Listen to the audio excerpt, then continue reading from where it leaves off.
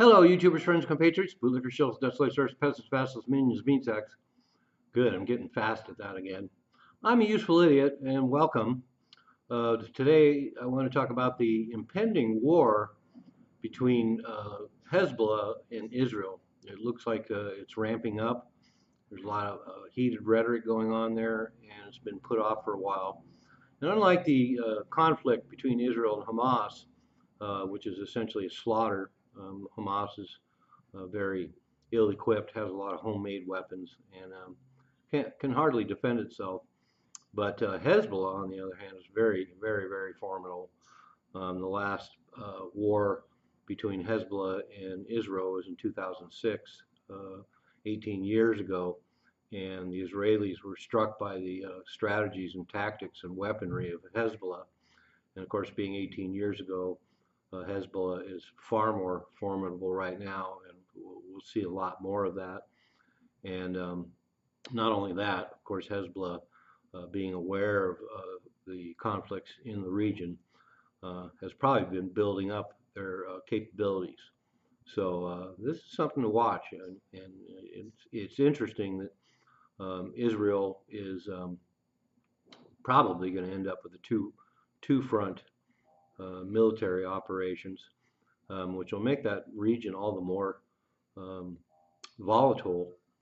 And not only that, like I pointed out, the weaponry involved is going to be a lot more sophisticated, and it'll be quite a clash.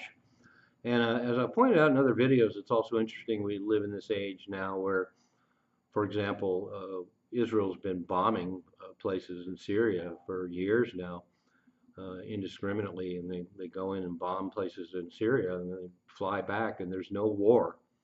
There's no war between Syria and Israel, and we've seen that going on now. There's been a low-level conflict going on Israel's northern border with Lebanon, and a lot of well, not a lot of casualties, but enough casualties where any other time that would immediately start a war, and it hasn't. So I always find that fascinating.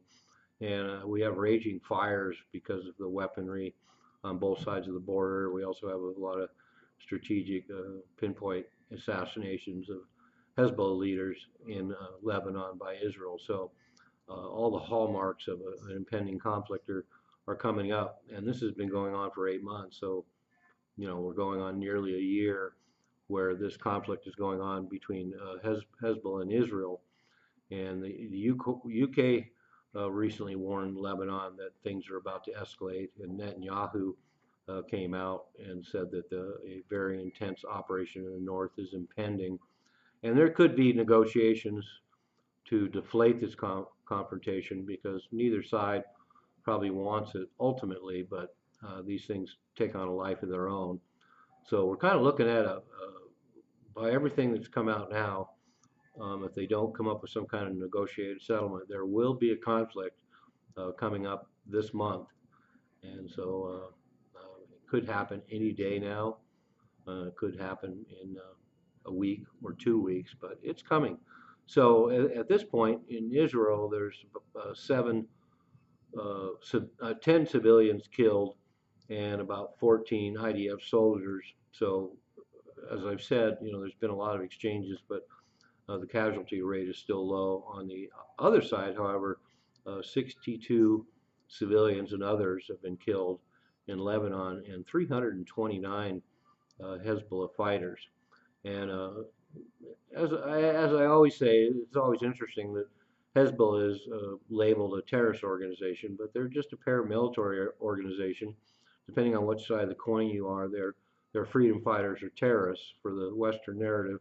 Of course, it's convenient to call them terrorists, but this would be a clash between two well-equipped, formidable militaries. And the U.S. has warned Israel against escalation, but of course that doesn't mean anything. The U.S. narrative and the politicians on the surface always give lip service and try to act like they're the good guys. But underneath, I'm sure the U.S. has given Israel the green light, just like they have against Hamas in Gaza. They talk the talk, they don't walk the walk. And the Biden administration, the U.S. try to act like, oh yeah, we're trying to work things out. We're really concerned about the situation. Yet all the arms continue to flow into Israel and are used against the population there. And to give you an idea of the formidability of Hezbollah, they have weaponry that can reach pretty much anywhere in Israel. So anywhere in Israel is vulnerable to these attacks, and there could be potentially a Hezbollah incursion into Israel if this absolutely flares up. But at this point, as far as they know, Hezbollah has 150,000 mortars, 65,000 short-range rockets, 5,000 long-range rockets, 2,500 drones, and have the capability to send literally thousands of drones and missiles into Israel. So it could be pretty dramatic if this happens, and it looks like it will, barring some sort of negotiation and settlement before it happens.